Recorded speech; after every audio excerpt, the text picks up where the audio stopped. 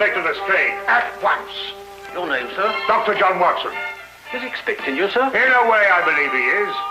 Well, I'll tell him you're here, sir.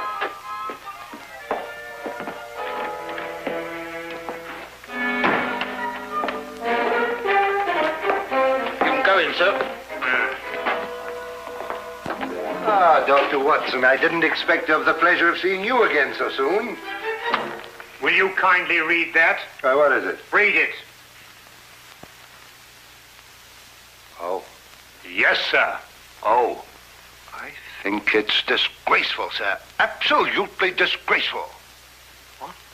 Yes, and I'm glad you're here so that I can tell it to you personally. Why, you and I both know that it was Sherlock Holmes who solved the Cunningham case. If it wasn't for his brilliance and his persistency, the facts would never have been brought to light. And I think it's scandalous, sir, that the newspapers should have given me all the credit and said so very little about his magnificent achievement. What do you think, Doctor? I absolutely agree with you. I'm glad you're on my side, Doctor. Why, of course. I'm so glad you've taken it that way. And what does Holmes think? Oh, he doesn't mind. You know, he doesn't care who gets the credit. Oh, dear old Holmes, such a modest fellow. Yes, well, look, you must give him my kind regards. Yes. And tell him that, although I know he doesn't think anything about it, I intend to get the newspapers to get the facts straight. Well, that's very good of you, Inspector. What's Holmes doing these days? Well, the last time I saw him, he was playing about with a lot of ink smudges and talking about the prints that fingers make. No. Good old Holmes, always experimenting. Inspector Lestrade, sir. Yes, what is it? There's been a murder reported at the home of Lord Beryl. What, Lord Beryl of the Foreign Office? That's him, sir. I'll be right with you. Excuse me, Doctor. Yes, of course. Lord Beryl. This is going to be a tricky situation to handle, what with the Foreign Office and who knows what else. Yes, indeed. Can I be of any assistance? I don't think so, Doctor. Oh, perhaps as a medical man. Mind you, I don't know what to expect, but I think you could be of invaluable assistance. Say no more. Here's the address, sir. Your carriage is waiting outside. Oh, thank you very much. Perhaps you'd care to acquaint Sherlock Holmes with what has happened. Well, I don't know. I don't know myself what's happened. As you said, the people involved make this case rather delicate. Perhaps a little suggestion now and then might help facilitate matters. One never knows. Yes, you're so right. Take a message to Mr. Sherlock Holmes of 221 Baker Street. 221B. Yes, of course, 221B Baker Street. Tell him what has happened and drive him to Lord Beryl's residence. Yes, sir. And tell him Dr. John Watson is already there. The flat's the first floor up. Yes, sir. Very good, sir.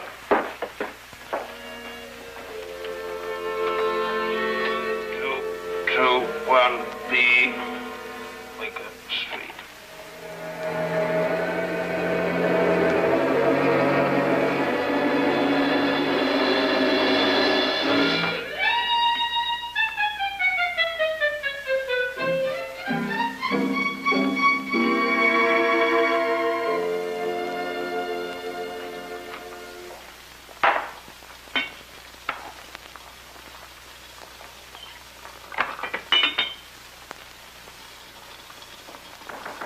Come in.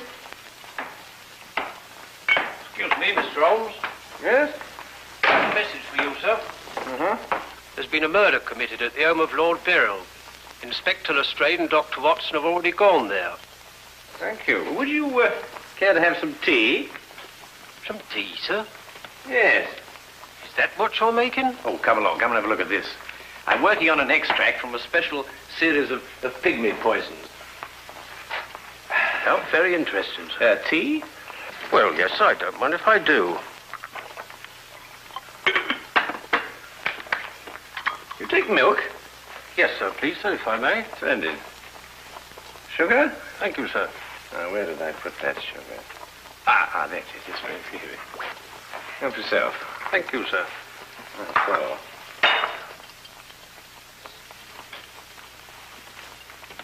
What's this you're doing here, sir? Well, I believe that certain poisons, if taken in the correct doses, can actually have beneficial rather than fatal effects. Now, that's very interesting, sir. Yes, it is, isn't it?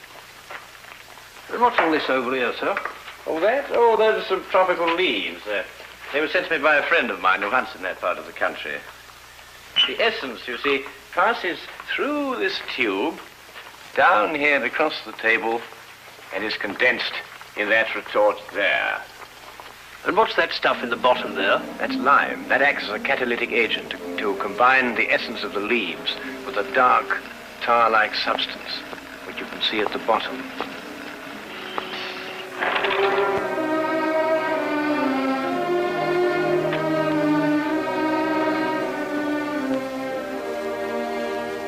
Inspector Lestrade, I demand to see my wife. You've kept me waiting half an hour, and now I should like an explanation. Of course, you're entitled to one, sir.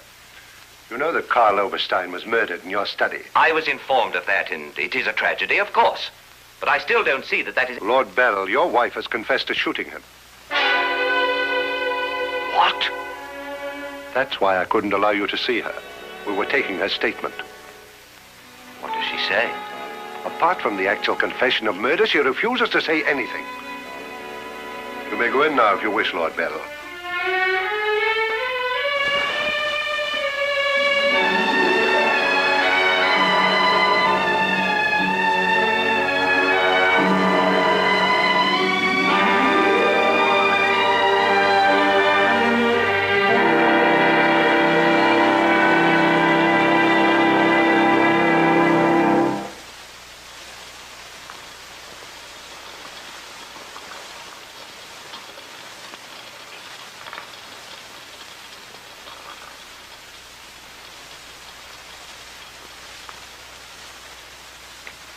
What's that you're putting in now, sir? Well, it's a form of acid dye. Yeah. That's all right. Oh, where have you two been all the afternoon? Didn't the sergeant tell you? Oh, yes, I remember. There was a murder somewhere. Was it interesting? No, Mr. Doyle. Uh-huh. Well, Straight coming over whiskey and soda. Whiskey and soda, Lestrade. No, I'll be off duty in 5 minutes. Yes, I think that'd be all right. Neat for me. Well, sit down if you can find yourself a place. Thank you. yes, well, I think we can leave that to boil for a little while now. Now, gentlemen, what's the problem? Who was murdered? A man named Karl Oberstein. Oberstein. Oberstein. Oh, yes, I remember. An Austrian chap. He was originally, but of course, for a number of years, he's been a freelance agent. Mm-hmm. Buying and selling anything he can get his hands on, eh? But his hands in a bit too much this time. Lady Beryl shot him. Holt Smith, 38. Oh, really? It was a nasty bit then. I examined the body before it was removed. Entire back of the head gone. Instantaneous death, of course. Did you find the bullet? No, the police surgeon will do that. It hadn't come out. Yes, and that shot in the back of the head removes any possible chance Lady Beryl may have had of claiming self-defense. You're off duty now, aren't you, Wilkins? Yes, sir. You may go home. Thank you, sir. It's been a pleasure working for you this afternoon, Mr. Holmes. Like to know how it all turns out. I'll let you know. Thank you, sir. Good afternoon, sir. I feel sorry for Lord Beryl. There'll be quite a scandal when this appears in the papers. Yes, it certainly will be. I wonder why Lady Beryl lied to you. What nationality was Lady Beryl originally? Well, she was born in Austria, although she was brought up in America. She's been here in England for the past 5 years, since her marriage, you know. It's a shame a woman like her has to remain in prison. Still, she might decide to tell you...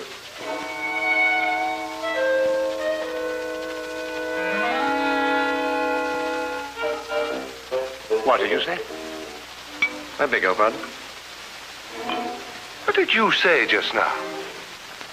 I didn't say anything. Oh, yes, you did. You said, I wonder why Lady Beryl lied to you. Oh, that. Yes, what did you mean? Nothing, except, of course, that Lady Beryl didn't shoot this chap Oberstein at all. But she confessed to it. Nonsense. She didn't shoot Oberstein because Oberstein wasn't shot. His head was bashed in with a blunt instrument.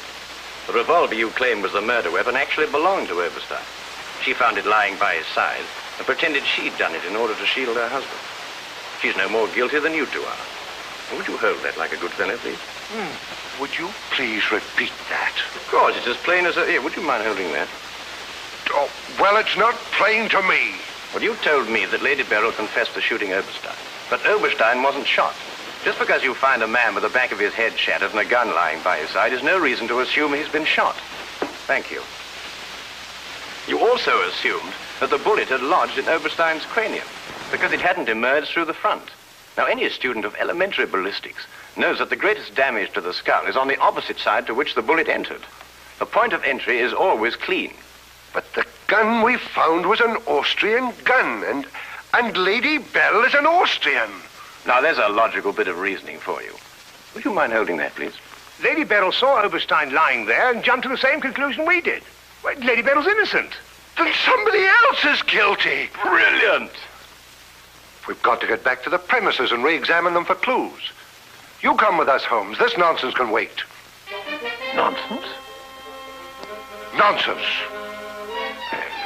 Nonsense? Did you say nonsense? I'll have you know, Inspector Lestrade, that if the law enforcement agencies of this country were a little, an infinitesimal amount more advanced than ancient Neolithic man, I would not have to be doing the basic research work that will in time benefit police bureaus throughout the earth. You may have a point, Mr. Holmes. A point? The only point is human, of which there is a paucity in the halls of our defense of the republic. Oh, do you really think so? I certainly do think so, and I'll tell you a few other things, Inspector.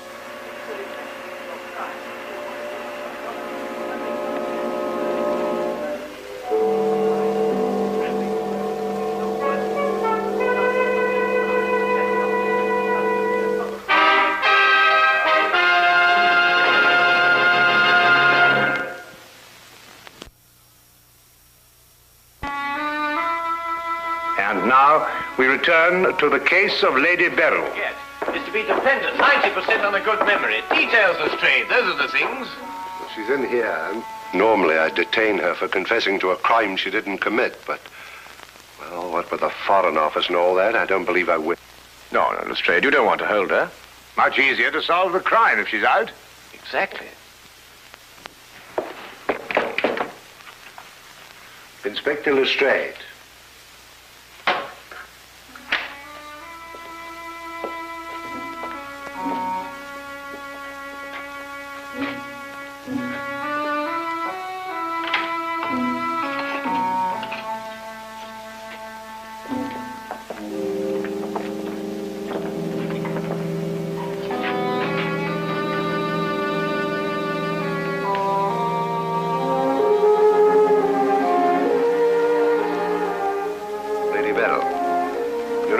We're releasing you. So I understand. Do you know why? No. We've been able to prove that you didn't commit this murder you confessed to. I see. We would, however, like an explanation as to why you confessed to this crime.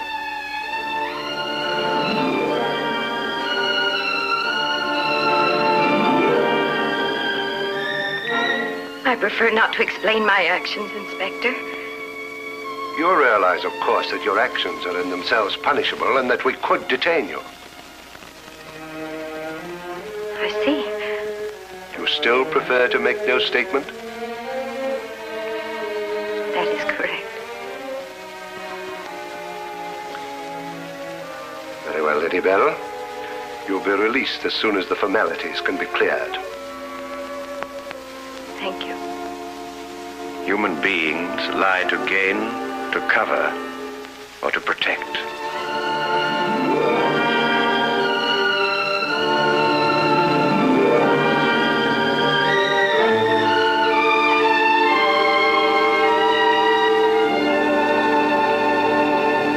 I don't know how to thank you, Mr. Holmes.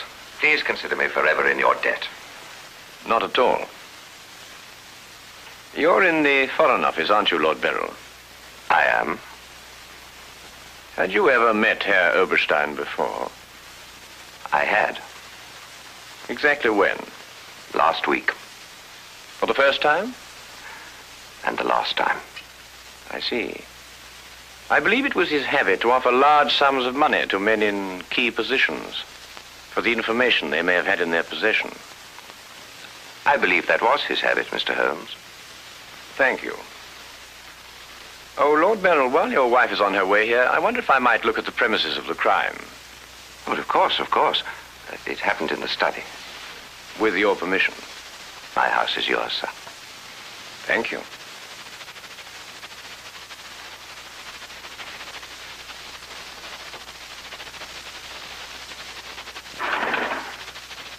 Well, now, let me see. Karl Oberstein was lying about there. Of course, it's been removed. Yes, of course. I see you've cleaned everything up with your usual remarkable efficiency, Lestrade. Now, look here, Holmes. I didn't know there was going to be any mystery about this affair. Oberstein's head was here, Holmes, and his feet were there. Thank you, Watson.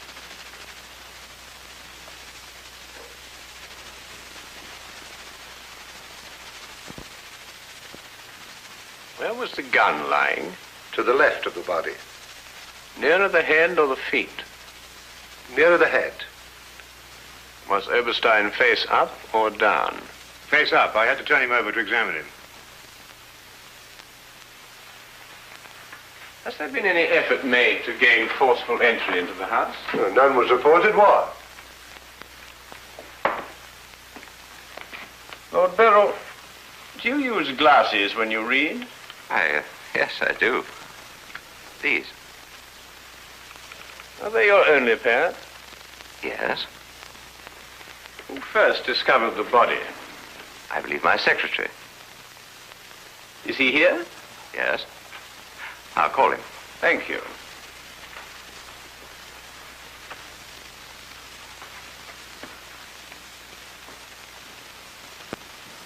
Lestrade, where was Lord Beryl at the time you estimated the crime was committed? He'd been at a meeting with high government officials all day. Oh, good. Why did you ask about the glasses, Holmes? It's because Lord Beryl wears glasses when he reads. But Lady Beryl confessed to a crime she didn't commit. What? This is my secretary, Mr. Ross.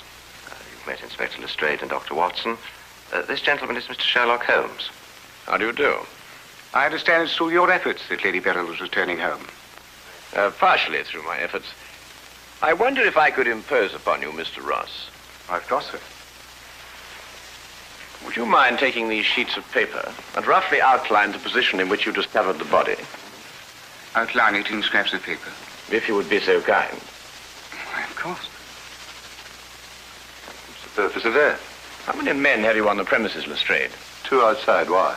Oh, good. I wonder if you'd mind taking them into the garden behind this window and making a thorough search of the premises for a radius of 30 feet. Looking for what? Anything that doesn't belong in a garden.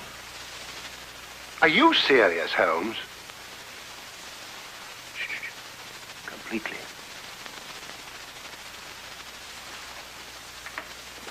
Let's got him out of our way. Have you examined your safe, Lord Beryl? I have, Mr. Holmes. All my papers are intact. Excellent. Does Mr. Ross have the combination to your safe? Yes? There's been no question of robbery. Of course not, Ross. One must ask these questions in an investigation. Of course. Good afternoon, Lady Beryl. My darling. How are you? I'm all right, George. Quite all right. You must rest. This experience must have been horrible for you. It's all right. It didn't last long enough to be too difficult. I don't know how, but Holmes has solved the entire thing. Has he really? Not entirely, Lady Beryl. Not yet. Do you expect to? I can only hope to. Mr. Holmes, if there's anything I can do to help. If it would not be too much of an imposition, Lady Beryl, I would like you to retake the position in which Mr. Ross discovered you when he entered the room. Mr. Holmes, my wife has had a harrowing experience. Please consider her nerves at this point. You're forgetting, Lord Beryl, that your wife confessed to a crime she didn't commit. The circumstances are somewhat exceptional. But if Lady Beryl would rather not... It's quite all right, George. Now, let me see.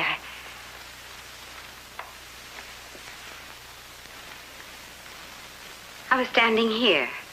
Exactly there? I believe so. Mr. Ross, are you quite certain that that is the position in which Lady Beryl was standing? Well, if you'll pardon my saying so, Lady Beryl, just for the sake of accuracy, you understand, I believe you were standing just a bit further to your left. A little to your left, Lady Beryl. Like that? Yes, I'd say right there. Good. Now, Lady Beryl had a revolver in her hand. Mr. Holmes. That is correct. In which hand? My right hand. Mr. Ross? That's right. Lady Beryl's right hand.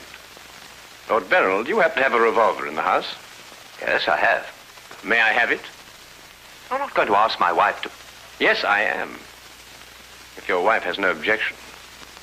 Of course she has objections. I have no objections, Mr. Holmes.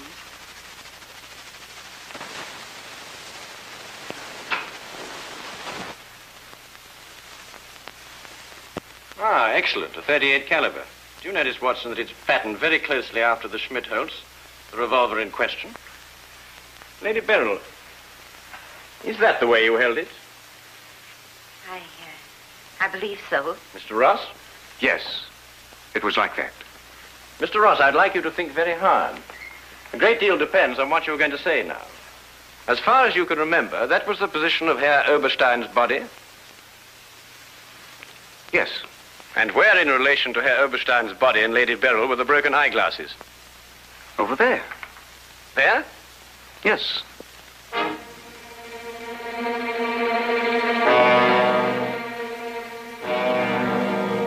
Watson, were there any glasses on the floor when you found the body?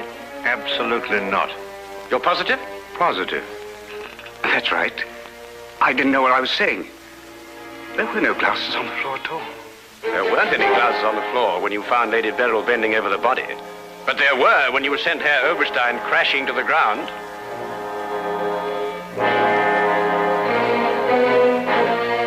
Before you run, Mr. Ross, look at Lady Beryl. I don't understand this, Mr. Holmes. Oh, very simple, really. Herr Oberstein approached you with an offer to buy Foreign Office secrets. You threw him out. Then Ross contacted him, prepared to sell him the secrets. Well, there's nothing missing from the safe. Of course not. If you sold anything, you'd have been found out. Herr Oberstein came here expecting to buy. You opened the safe, showed him the papers he wanted. He put his glasses on to examine them.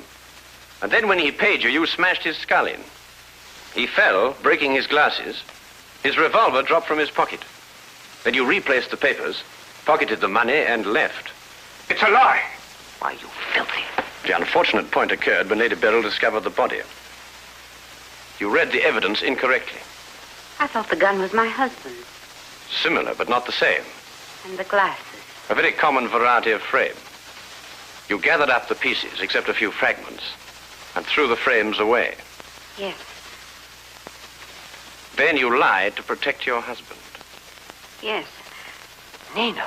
Brilliant, Holmes. Absolutely brilliant. Thank you, Watson.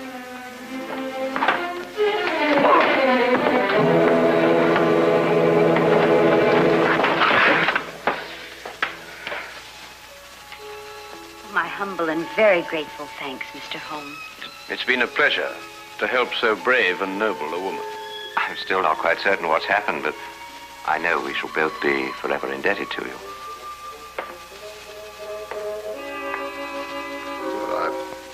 Searched the whole garden, Holmes. Couldn't find anything but this old pair of glasses. They're broken at that. Really? Mr. Holmes has solved the entire case, Inspector. He has? How? By the little things, Lestrade. The little things that one must remember. The little things that make the difference between success and disaster. One must never forget that the difference between... Good heavens. What? What is it, Holmes? I left the gas on under the experiment. All Baker Street will be blown up. Holmes, I turned it off. No. Straight. Hold that.